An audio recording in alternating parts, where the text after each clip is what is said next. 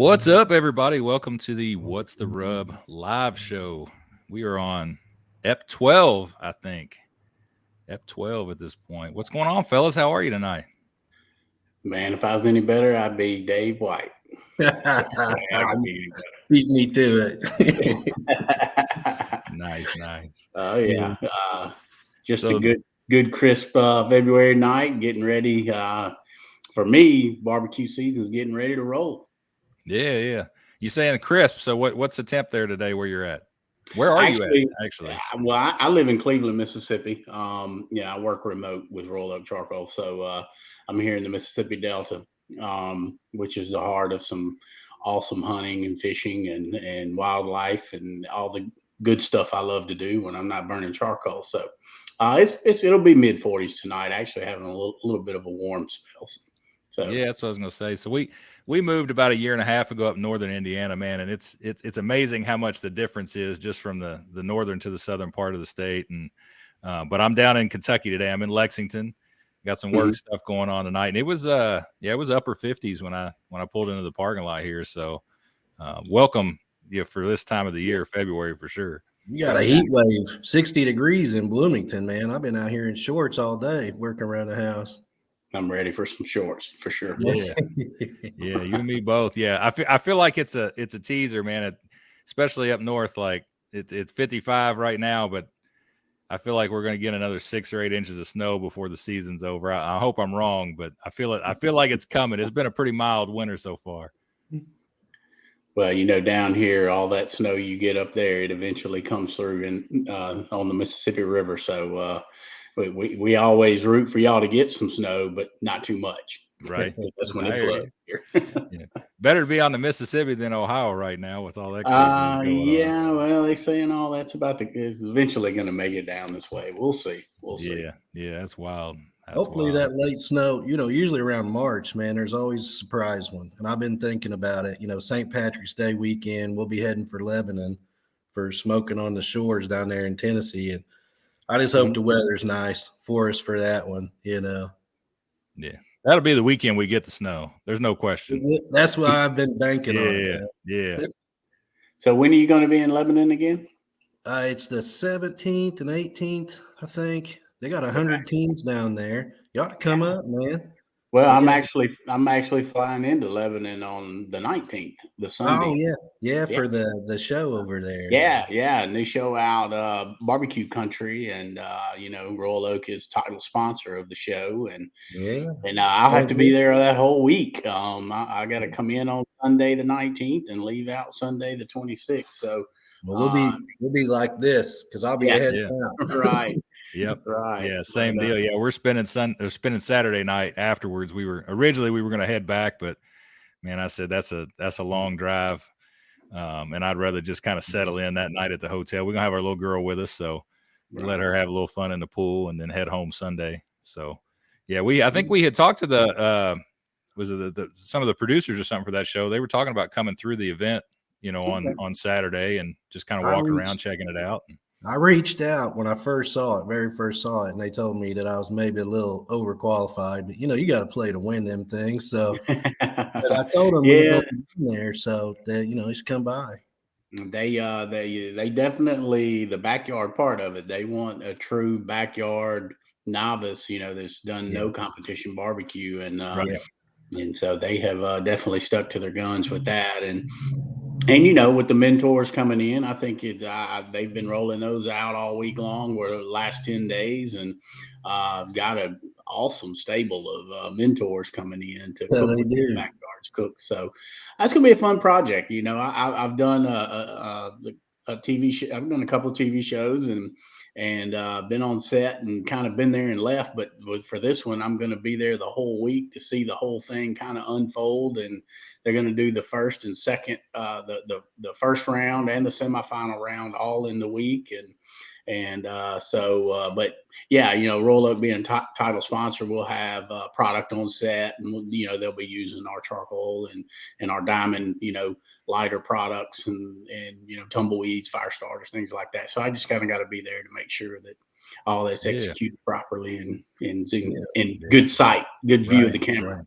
Man, honestly, I'm looking forward to, like, it seems like there's been a little bit more production and stuff kind of around the barbecue world here lately. I know Food Network has their thing going on, and there was kind of a lull there. So it's exciting to see, some of these shows and producers and networks and stuff kind of taking an interest in what all of us do and love to do and enjoy. So I'm excited to see it. I don't know if I'd want to be there for the whole week. It may take some of the glamour out of the show, when you go to Well, watch it.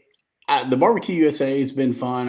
We did that. They were filming us at Memphis in May last year, so that really gives a peek inside of the competition barbecue part, where this setup is going to be, I think, a little more of a competitive, head to head type barbecue event, a little bit different. But I think the setup is pretty cool, and I think it's going to be a great show. So we'll see. It's going to be fun to do. About that, the stable of mentors, man, and Royal Oak's represented well in that, Leslie and Ferg, and but they got Harry Sue coming. Like, I've been pretty excited to see him rolling out those names. Yeah. We've actually got one more to beat. Mike Johnson was another one of our ambassadors that got announced, and we got one more coming. So that'll be here in the next few days, and pretty exciting. Yeah, no, that's awesome. Yeah, they've almost got it structured like the Ultimate Fighter, where they've got the the mentors set up and the novices and put them together. So it'll definitely be interesting to see how that plays out for sure. Yeah, and they're going to actually let's see, June 2nd and 3rd, I believe that's the date. Pretty sure they're going to have a finale there in Lebanon, and it's going to be a live finale, and they're going to bring in all the mentors and have like a ticketed VIP where the mentors, cook some demo, cook some stuff that the public can sample and come around, and so I'm sure a country music artist or three there to have just a big old party. So well, if you end up with some of them VIP tickets, holler at your boys, right? We'd love to come down. We'll go live backstage. We'll bring what's up there. There you go. There you go. I'll definitely keep that in mind for sure. Yeah, no, that'd be awesome. That'd be awesome. Well, I tell you, man, it sounds a lot like the Royal Oak Invitational, and we've talked about that a couple times, man. And I'm telling you, I still, that's top of the list every year now is get back there, because that was first class whole way, man.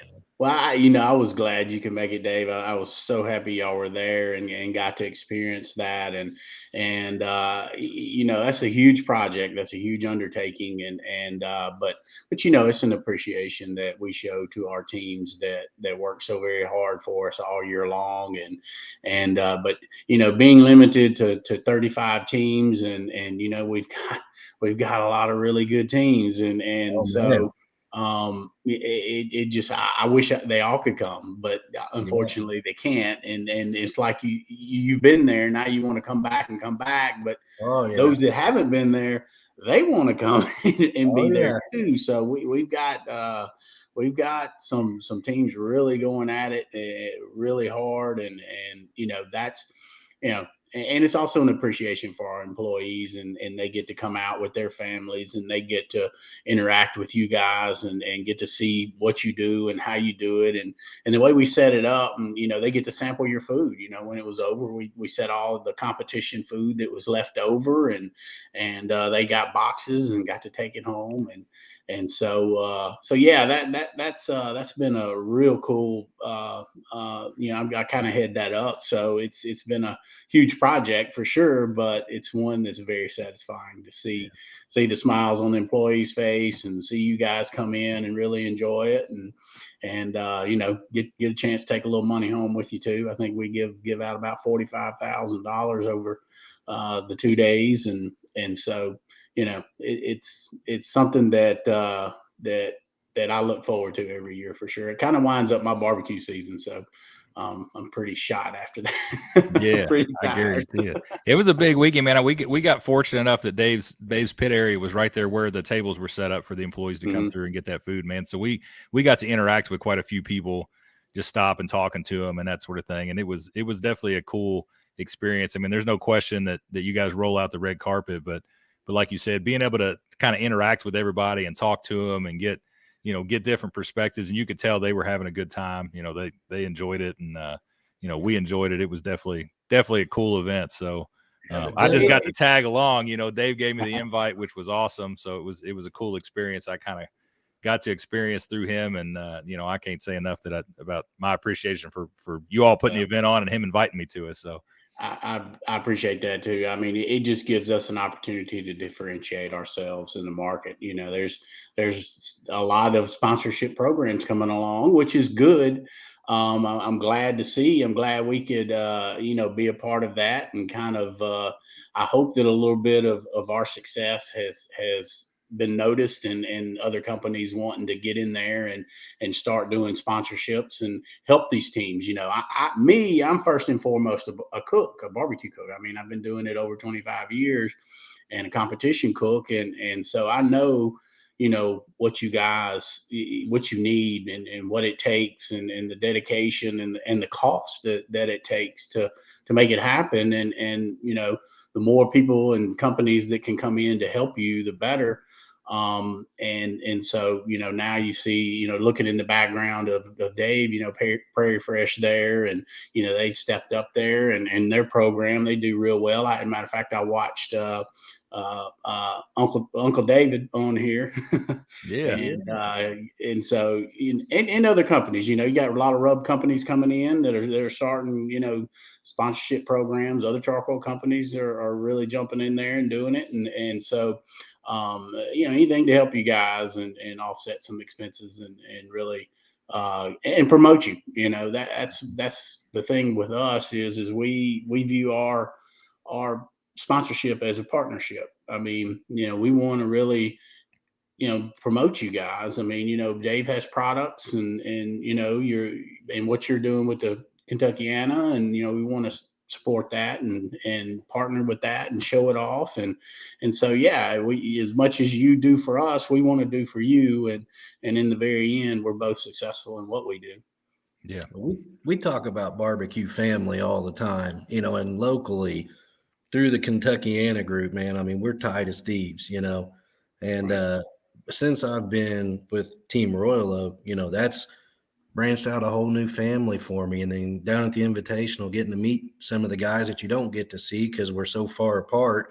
I got Heath Riles picked us up this year too. He started that thing going, and we were lucky enough to be a part of that. And I mean, it's just been like, oh well, man, it's the connections and the family. I think it's more that we're going to keep doing barbecue either way, but the connections that it's provided for us, it really is, man. Everything Royal Oak has done has been bred a family environment. So the family part just goes back to my roots, and when I've cooked with Ubon's Barbecue of Yazoo for many years, and Poppy was my mentor, and his philosophy was, whenever you see Ubon's, wherever we are, we want you to feel comfortable coming into our booth, having a drink with us. And that was our MO, is we brought our front porch wherever we went.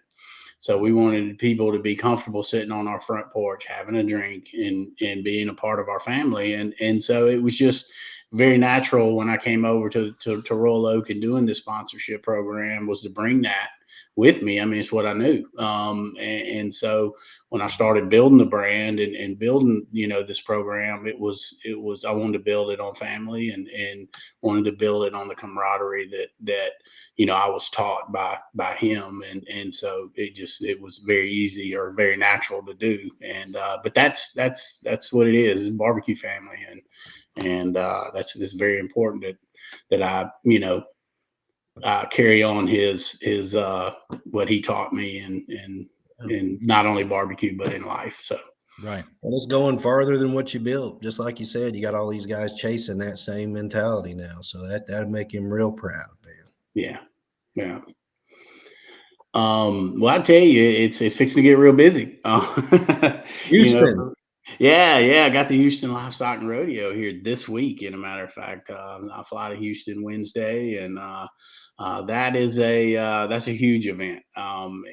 It really is. I think this is my 7th or 8th year to go there and do this. And I thought before I ever went there, seen all the events, been to all the events, and they are all pretty, pretty much what I expected. Houston was a little lot more, a whole lot more than I expected. Yeah, when they say they do it bigger in Texas, Houston proves that. The areas that they have, the teams are huge. I mean, the parties they throw are big, but they're serious about the barbecue. That's what it comes down to. I mean, they're there to have a good time, but they're also there to win.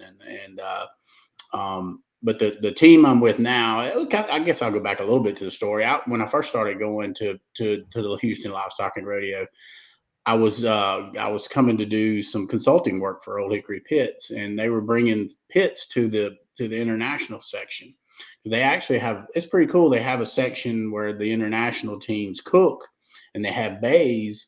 And I mean, there was teams from Brazil and Mexico and Australia, Japan, um, Britain, Germany, That's awesome, like man. Austria. I mean, it's like, and I got to do that for a few years, and that was really really neat because you get to meet these folks, and with social media now, I mean, you get to really interact with them even beyond when you leave there. And but you're in this little village, and so for 4 days you really get to know these people. I mean, you're your next door neighbor, and so but like I said, after you leave there, you get to even keep up with them even more. And so I did that for a few years, and then the team that I was cooking with there in the international section quit coming. So I hooked up with another group that is been there for several years, called the Brew Crew Smokers. I don't need to say that too fast. And it's a group of younger guys. They're probably, I say younger, in their early 40s, late 30s, and but with Houston, you don't just say I'm going to get in here and cook. It's like a 10-year waiting list to get in there and to cook this event. So these guys actually grew up with their fathers cooking in it. So when their fathers wanted to quit cooking in it, they kind of inherited the spot. And Right. And that's how these things are done. I mean, literally, your rodeo spot, it may be in your will to go to your Yeah. to Yeah. be inherited. I mean, that's the way this thing is. It's wild. That may Um, be the most Texas thing I ever heard right there. I mean, it really is that way. Yeah. Yeah. I cooked with these guys for a couple years, and I tell you, they cook great barbecue. Um, their briskets, of course, are phenomenal. I mean, Texas guys, but when it came over to the competition part, they kind of jumped in there and would, the only time they would compete was that event. And they, middle of the pack. They had, I think, done a 13th or 14th brisket one time, the best they've ever done. And I just told them, I was like, well, if y'all want to get serious about the competition part, I pretty much have a stable of some of the top cooks in the Right. entire nation. Yeah. I can bring in some guys that can. This is what they do. I mean, they do it every weekend, not every weekend, but most every week. They're dialed in. They're comp guys, and y'all don't have to worry about that part. They can handle that part. So last year I invited Justin West and Hat Creek Q and Benny Koger to come along and do the competition part. And and we ended up winning first in rib. So right off the bat, you win a world championship in rib out of about 300 teams. But we also were like sixth overall, and also scored well with the chicken and brisket. And so now these guys, they're into the competition part. Right. And so yeah, it went real well. And so we're looking forward to doing that again, if not better. Or if we don't, then it's still going to be a win-win, because Right. it's such great, bringing great people Yeah. together. Really Same. is. So you got same team this year as you had, or you got some different Yeah. people coming in? Same Well, team. we've had a couple of different people coming in. They also have a dessert division. So we got Bobby Oliver coming that's going to cook our dessert. Yeah, You know, Twisted Oliver. Yeah, Twisted Oliver. You know, he won dessert at the Jack Daniels World Championship. So we got a world champion dessert cook coming in, and we got James and Erica Dotson coming in from Limp Brisket. They're going to cook brisket, and Justin, of course, he's going to you can't take a world champion off of ribs, so he's going to do rib and chicken, and so yeah, we've got them coming in to do the competition part, and I do some demos.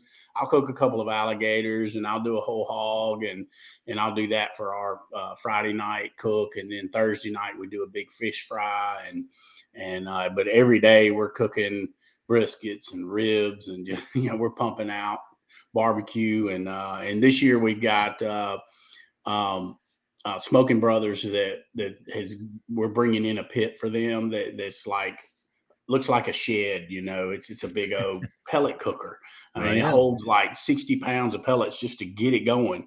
And but yeah, it's gonna be fun cooking on that this year and doing that with them. And we got Cosmo Q is gonna be a sponsor, so Darian's supposed to come and hang out with us, and so we're looking for a good time. Man, that sounds like and the weather this year, man. I'm gonna tell you what. Last year it was miserable. Every day was like high 40s, wind blowing 20 miles an hour, off and on rain. It's supposed to be like 80 degrees all week and nice. So I'm knocking on wood that holds and that happens because it was miserable last year. Yeah, we was on the phone earlier with the curveball people. She's coming out there, checking out the rodeo, gonna be hanging out. We told her to come over and introduce herself, say hello. Curveball Whiskey there in the back. We worked out a deal for that.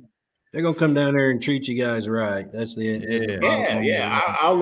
I should know off the top of my head our booth number, but I'll give you our booth number and don't stop by and say hello. Sure. Yeah, for sure. Yeah, we got off the phone, had a great conversation with them. They're actually we haven't announced it yet, so this will be the kind of first time we talked about it. But they're gonna be our title sponsor for our series this year for our Kentuckiana series. So they're jumping on board with us and going to do some stuff and come out to the events and set some booths up and have a good time. So that'll definitely be a partnership that we can run with. It'll be fun. But yeah, she told us she was going out there and we said, yeah, you gotta swing on by and say hello and drop some stuff off to them fellas. So that's going to make a lot of for the teams watching. We're going to have some new ancillary contests too, best drinks. So they're hard to get local in Indiana. They're distributed out of here, so kind of you can walk into any liquor store and request them, but you might start working on your Bloody Marys or your barbecue whiskey drinks because could be some extra cash at play. Yeah, for sure. Oh, that's always fun. For sure. Yeah. So what else you got after the rodeo? What's next on the schedule after that? Oh man, I start clicking them off about every weekend after that and week, and that's the thing about me. I've got the most of the events I do are on the weekends, and then I come back to the corporate job during the week. So not many breaks, but it after that I get back. I go to Kansas City the next weekend. I've got a buddy and a sponsored team, Meet Mitch, is opening up a restaurant there in the Kansas City airport. And an ambassador of ours, Richard Vergola, he Proud Souls Kansas City. On Saturday, they're having their grand opening. I'm going to cook an alligator for that and, kind of hang out there and do that with him. And then on Sunday, I'm going to go to KC Grilling Company. They're doing a backyard boot camp, and and so yeah, those guys, I'm gonna go hang out with them on Sunday and do that. So busy 3 events in 3 days there, but that'll be good. That'll be JDQ. Is that DeWitt? Is that who's putting on that? Yeah, Josh DeWitt. Yeah, they'll be doing that, and Damn Fine Beef and Swine, and Trey's Inc. with KC Grilling Company. Those guys will Jeremy Williams. They'll all be organizing that thing and doing that. It looks like a great concept, a great idea. I really want to just get there and kind of lay my eyes on it and see how it goes. And And of course, you know, we're giving them the fuel for it. So, you know, Right. we'll always take care of our people when they want to do things. So, Yeah. be there for them. Yeah. Josh And then Ford's in the comments. He said he's going to be at the boot camp. So cool. yeah, it'll be See him cool. there. See him Yeah. there. Yeah, I get back from that. Okay. The 8th of April, me and Charles and another guy here, we're doing, it's kind of the same thing, 3 meet, because that's what we're running this year in the series. So Gotcha. I may reach out to you, man. I mean, we're going to use charcoal, you know, Royal Oak anyway, but right. Yeah, And you know, we'll talk about it. Yeah, kind of off the air here, but anyway, I roll in from that, and then we got the SCA World Championships the next week, so I go to Fort Worth for that. Get back from that, and then the next week is the go to Lebanon, you know, for a week. Yeah. And do that, get back from Lebanon, and then roll to Hogs for the Cause in New Orleans the next week. So and then I go to New York a couple times in April and do a couple charity events there, and you know, then you turn around May, you know, you got Memphis in May, and it's just, it gets going. Windy City Smoke Out in July, and you know, so it's just a lot of good stuff happening. But you're running about every weekend between now and hunting season, right? Is that how that works? Well, that you're right. They know that, you know, come November, you know, I've got to get a little bit of my time, you know. So do that, and they're very understanding of that, because I've, you know, put in the weekends until then. But right. It's like I tell folks, I'm not digging ditches though, so you know, it could be a lot more difficult. Yeah, for sure. So tell us a little bit about this gator stuff, man. I've got a guy down in New Albany where I was before, Taylor's Cajun Meat Company, and we had done a 1-bite challenge for one of the events we were doing, and we got gator. Had, you know, cubed it up. It was small, but I've never done a full gator or gator tail or whatever, but it's always something I've wanted to try to do myself. But so what tips you got for him? What's the secret? Well, the number one thing is if you do a whole gator, you've got to take the time to get the fat out of it. You got to trim the tail, go down it has a bone that runs down the middle of the tail on the top and on the bottom. And you just got to go down that bone and lay that meat out, because inside there is actually, you can see it. The meat's kind of pink and the fat is white. I mean, it's a white. And you got to get that fat out, because that's what it's not a rendering fat. It's a fat that's going to get a little gelatinous. It's going to be, and it's going to be fishy. And so you got to trim that out. That's the number one thing that I preach and tell people. And you can do it actually after you cook it. You can remove that, and that fat's still there. It's just not white, but you can get it out after you cook it too. You know, and then you know, I like to brine it. I'll brine it overnight. A lot of times I use Cosmo Q turkey brine, and use that, and it's really easy and really good. And you know, I've got a couple of different ways I cook them now. I do the gator rolls and that way, and the one in Houston, or the two I'm gonna cook in Houston, I'm actually gonna do street tacos with, where nice. Because I get these alligators from Gamekeeper Meats Butchery, or gamekeepermeats.com is the site, but Gamekeeper's Butchery is through Mossy Oak. And but they also have a lot of other products, a lot of sausages, a lot of elk and bison and wild boar and all kind of stuff you can get on that site. It's absolutely fantastic. But I'm gonna get some wild boar chorizo, and I'm gonna stuff the tail with wild boar chorizo, and then I'm gonna do a street taco with it after, you know, we get it done, and I'm gonna make a you know, a slaw with a jalapeno kind of guacamole, and do street tacos with it. Now my gator rolls, you know, I call it a redneck taco, or a redneck lobster roll, excuse me. And but I do a cream cheese boudin, kind of powdered ranch, and stuff the tail with that. And then when it's done, I get the hot dog bun, and I put that stuffing in there, chop up the gator meat real fine, and put that over the top of the roll, a little bit of sauce, and you know. I got some of that. Yeah, you did. Yeah, at the invitational. Yeah, So, now I'm going to remember it forever till I see Right. you again. I'll be like, right. I'm hounding you for it.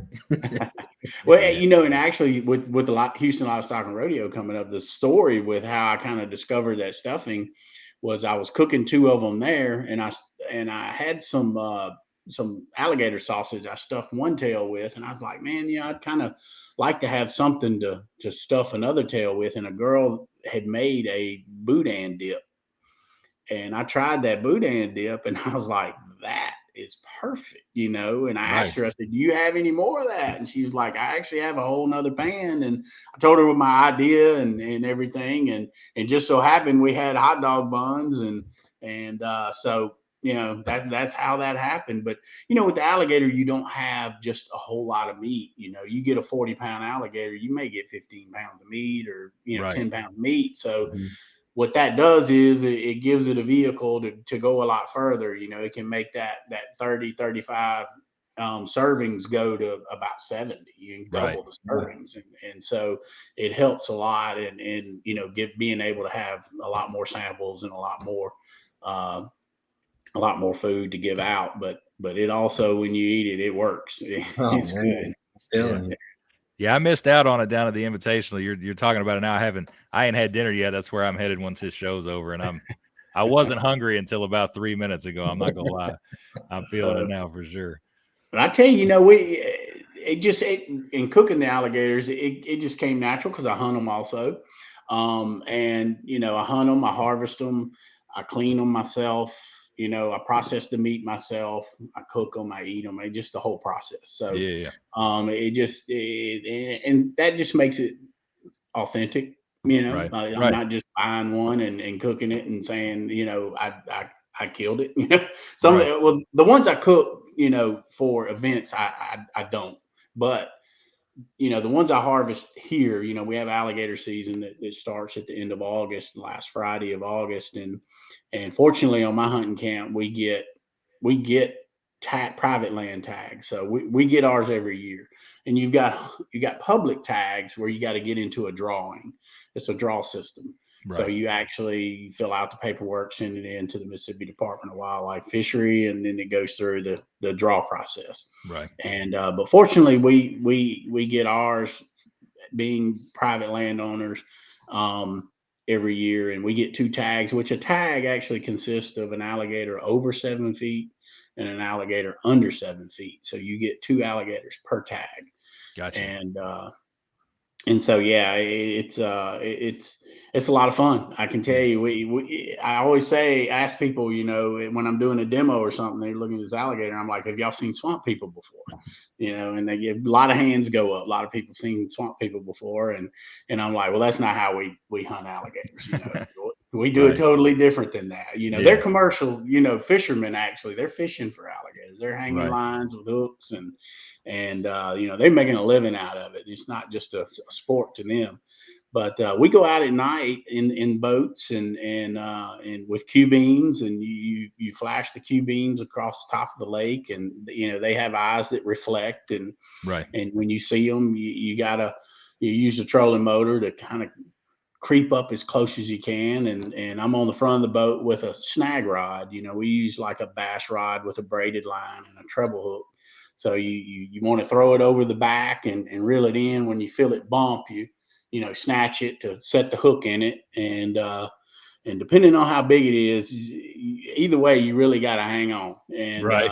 and make sure you got the drag set, because Yeah. it's not going to be happy once that happens, and it's going to take off, Right. and so you just have to keep up with it and keep the Q beam on it and keep following the line, and eventually it'll get tired.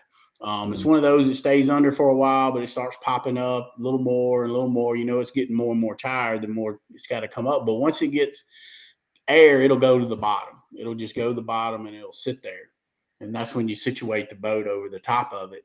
Right. And then you got like a rope, a throw rope with a big treble hook on the end of it. And you throw it out and drag the bottom. And when you hit it, you set that, and that gives you leverage. And we also have like deep sea fishing rods that are very heavy duty, and you get it. Then you want to get a couple lines in it. Really, that first line is just to kind of guide you. That's a tracker. Yeah. Yeah, that's the tracker. You just kind of want to hold it on there and make sure the drag's set good, so it's taking line, you're getting line, and but once you get the throw hook and the deep sea fishing hooks in it, it gives you can pull on it, pull it up to the top. And when you get it to the top, that's when it does the death roll. It'll roll, and once it kind of releases all of its energy and all of its adrenaline, it's done. It's pretty much spent, and that's when we put the electrical tape over the mouth, and you want to measure it, while it's still in the water to see, because you don't want an alligator to be, 7'5" to be one of your big alligators. You want to get, 9 feet, 10 feet, sometimes 11 feet to be your big alligator. And if it's, if it's what you want to keep, then you harvest it then, take care of it. So what's better? I know when you're whitetail hunting and stuff, you get in some of them older big deer and the meat gets tough and that sort of thing. So you get one of each. Which is a better one? It's the same way. The older the alligator is, and so when I clean them, the older alligators actually get some of that non-rendering fat that's in the meat. Now these younger alligators, I don't guess they've gotten old enough to start marbling in the meat. All that fat's on the outside of that main muscle on the top and the bottom. But the bigger ones actually have some of the marbling in the meat, and so they're a little more gamey. Now the tenderloins, they're fantastic. Because there's actually 2 muscles run across the top, 2 that run across the bottom, and there's 2 big old tenderloins. Well, I say big old tenderloin. I mean, they're bigger than alligator, bigger the tenderloins. But and those are just, I mean, they're like a pork loin, exactly like a pork loin. Same texture, look like a pork loin. I cook them like a pork loin, same temperature. And they're fantastic. Yeah, that's killer, man. It sounds like for anybody that likes hunting. I mean, that sounds like one of the kind of pinnacle things that you get to do there. I can tell you, when you feel one on that pole, you feel power like you have never felt before in your entire life. I mean, it's an eye opener of just how powerful they are. And so that right there, and that adrenaline you get when that happens, I mean, I can't compare it to anything else. I've harvested a lot of animals and been in a lot of, close quarter situations with them, but there's just nothing like, looking right there and you've got a 11-foot alligator. Man. Well, we were setting the scene earlier, and at nighttime you watch the show, them guys got their hands full in broad daylight. So I can imagine the darkness, and you were saying keep the beam on them. That's a whole nother element. Right there. Yeah. With the guys in my hunting camp, we've been doing it for several years now. So it's almost second nature when you get one on the hook. We know who's doing what in the boat and who's got the light, who's got the next pole, who's got the throw line. It's just kind of goes in motion. There in the very beginning, we had to, and we're always watching out for each other. We're always watching, making sure there's no lines around the ankles, and you get pulled in that way, and everything.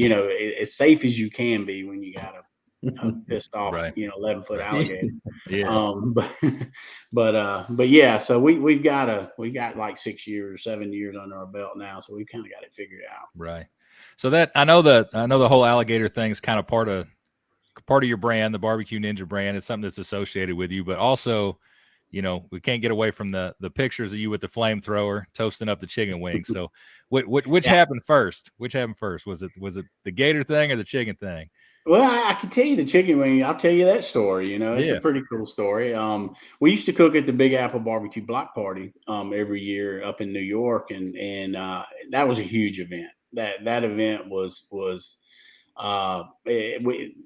it's hard to describe the amount of people that used to come out and come to that event. And matter of fact, it kind of bridged a lot of barbecue doing these other events like the Windy City Smokeout, the Q events, and all that.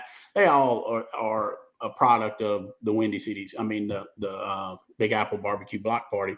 But we were up there. I was with U-Bonds, of course, and we were this was actually the last year of it. We didn't know it was going to be the last year, but we were going to do chicken wings. Everybody, you know, that's our sauce. Actually, U-Bond sauce is best on chicken. I mean, that's where it was originally meant for, and so that's what we were going to do.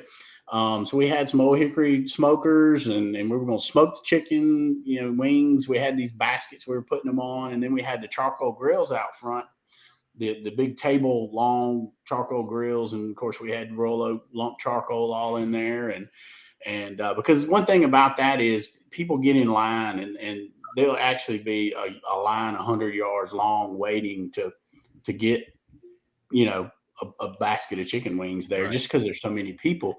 And they're coming right in front of the charcoal grill. So I mean, you're actually they're right there watching what you're doing and how you're doing it. But one morning I was, you know, I had all the charcoal in the charcoal grills, and I was getting it started with a flamethrower.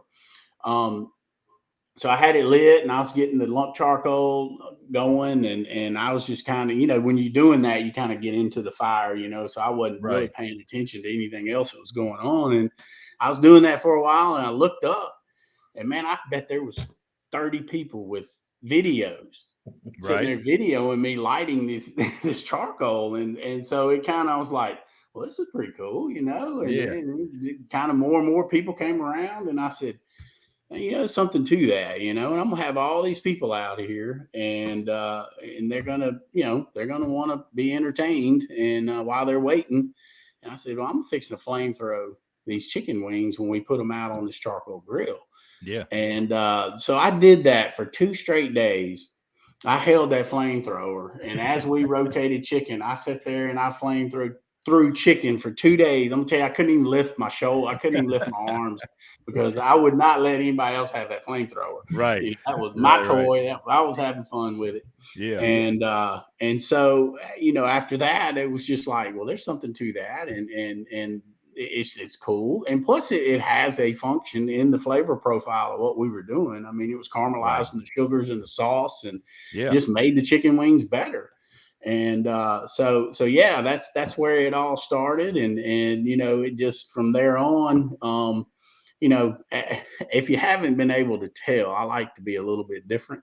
I like to kind of do different things, and especially when you're going to do these big events that the public come to and are attracted to, you like to, you know, do something a little bit different. Put on a show. Yeah. Yeah, exactly. Yeah. And so when we started doing other events, they were like, "Hey, man, you got to bring the flamethrower. You know, you gotta show up without it. They're like, what the heck, man?" So now, you know, it's just like I said, kind of become a part of my brand and what I do, and I've kind of incorporated on everything I do, just about, you know. So it's fun. It's a lot of fun. No, that's awesome, man. That's awesome. Well, anything else you want to touch on today? Anything you want to talk about? Shout outs you want to give while you're on here? Well, I'll tell you, we got some exciting things going on at Roll Oak. You know, we're rolling out our sponsor teams. I think the announcements came out for that. Everybody got to see that. We're rolling out, you know, product right now. It's, in matter of fact, we're scheduling that to go out. So that's happening. We've got some new ambassadors this year. We'll be announcing those probably here within the next few weeks, and so that's really exciting. Yeah. And we've got a new product hitting the market this year, our supersized charcoal briquette. Very, very exciting. I mean, that's a great product that's really at a great price point, and you know, bigger briquettes, going to burn longer, going to burn a little hotter, and so I'm excited about that one. The gravity fed, that's going to be real nice. Man. Yeah, great in the gravity fed. Yeah, fantastic. So yeah, we got that going on, and you know, we brought a marketing firm in, so we're really going to get aggressive on the e-com side with that, and so man, I tell you, it's full steam ahead, and the people I work for and Royal Oak is really wanting to go forward, you know, full steam ahead. So is that exciting. That XL briquette, is that something that's going to hit the big box stores, or? The super size now, Yeah. it's going to be it's going to be, of course, it's like anything. We want to be in every store, but not Right. every store takes it. That's what I tell people all the time. They're like, we can't believe it's not in this store. We're like, well, if we had it our way, it would be, but not Right. all of them pick it up. It's going to be in selected Lowe's. It's going to be in selected Kroger's. And we're looking at some Dollar Generals also, but it's not going to Nice. be in all of them. Right. They kind of take it here, take it there, and so it's just going to Man, be one of those. you try to send that to all the Dollar Generals, you'd be out of product for 2 years. Right, right. And so it's like I said, we want it in every store, but it's just not, not all of them take it. And Right.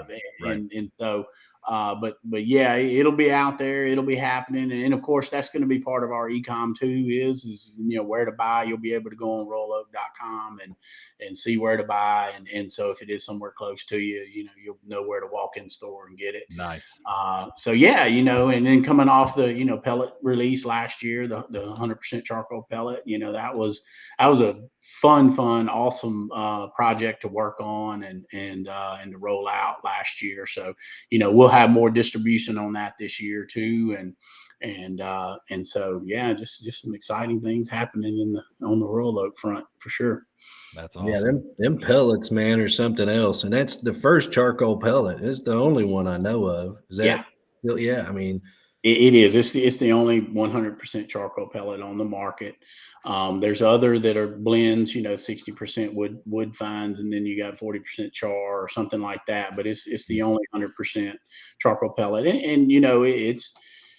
The features are great. I mean, it's less ash. Water resistant is a big deal. Anybody that's left pellets in a pellet grill for any length of time and have gotten that rude awakening of an auger jam or something like that.